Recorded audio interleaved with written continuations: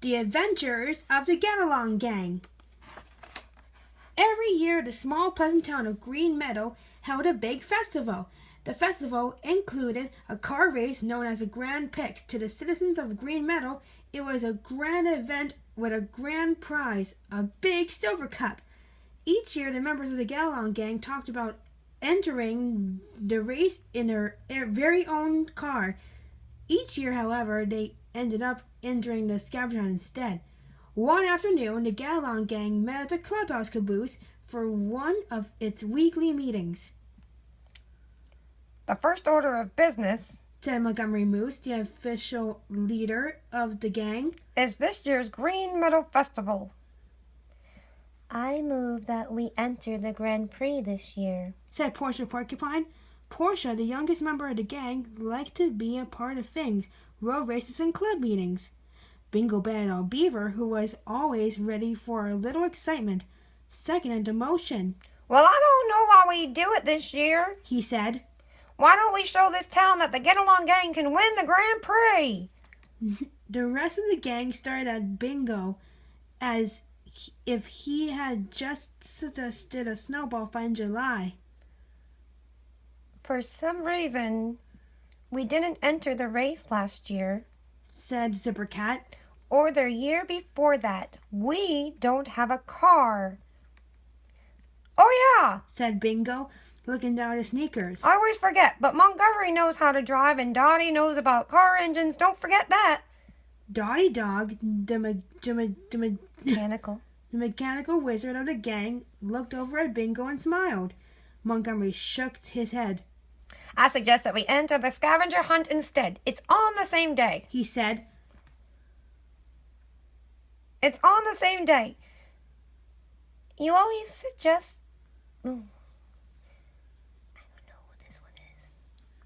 Zipper says you always suggest that because you always win. You always suggest that because you always win. There you go. Every head in the clubhouse turned to look at the Montgomery's collection of scavenger hunt blue ribbons.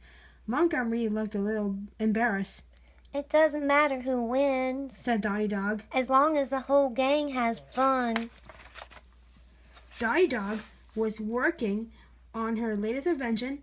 No one was sure what it would be.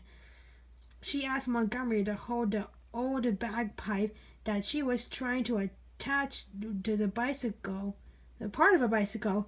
Dottie liked to make new things out of old parts and pieces. And it's not the blue ribbon that's important, said Dottie, tightening a go. Tighten the bolt with her wrench. It's the fun of trying to win it.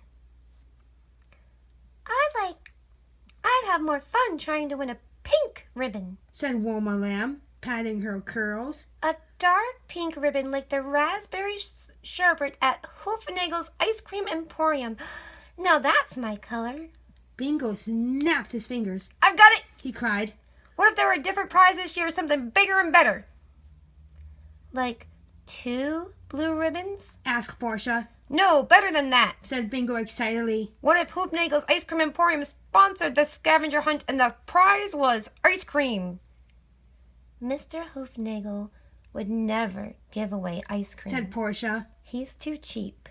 Wilma gasped at Portia's choice of words and covered her ears. You don't say cheap, Portia, explained Wilma. You say stingy, or miserly, or penurious. Portia looked surprised. I do. I'll go talk to Mr. Hoofnagel right now, said Bingo. Just leave it to me. Wait, Bingo, said Montgomery. I think someone should go with you to make sure that you don't get us into any trouble. Trouble? cried Bingo in a shocked voice. I dare you to name one time that I got the gang into trouble. Voices exploded as everyone in the clubhouse began naming all the times that Bingo had gotten them into trouble. said Bingo, studying his sneakers again. I guess I have caused a few difficult moments. Dottie, can you, go with me to Hoofnagel's? Okay. Hoofnagel's Ice Cream Emporium had a long name, but a short list of customers. When Bingo and Dottie dropped by that afternoon, the store was almost empty. Bingo ordered a milkshake, and Dottie asked for a sundae. They sat on the stools And the Shake and Dottie asked for a sundae. No, that can't be right.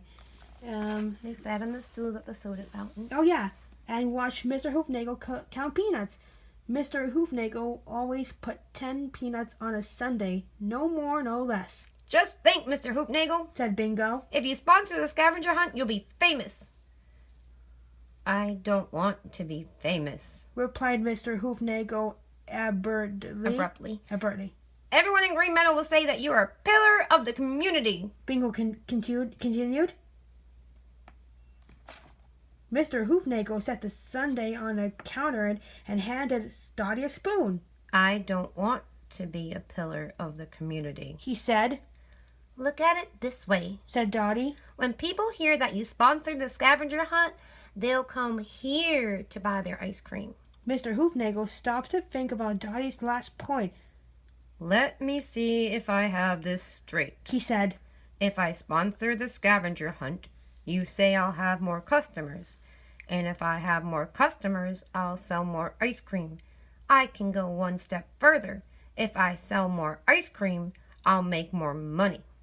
That's right, said Dottie. but you should offer an interesting prize for the scavenger hunt, like an ice cream flavor named in honor of the winner. Agreed. Said Mr. Hoofnagel. And Bingo added quickly. as many free milkshakes as he or she can drink. I don't want to agree to that, Said Mr. Hoofnagel. but I'll do it anyway. When Bingo and Dottie returned to the clubhouse, the get-along gang gathered around to hear the news. Imagine an ice cream named after me, Said Wilma. Womo Whip Supreme. The most beautiful ice cream. Or one for me, Said Flora Fox. Flora's Framboocious Flip. How about Roger's fudge? Suggested Rudyard Lion. Or Lolly's Lemon Squirrel. Said Lowy Squirrel. All I know Said Dipper Cat. Is that I like Zipper Ripple much better than Mocha Moose. It's time I started to make my name known.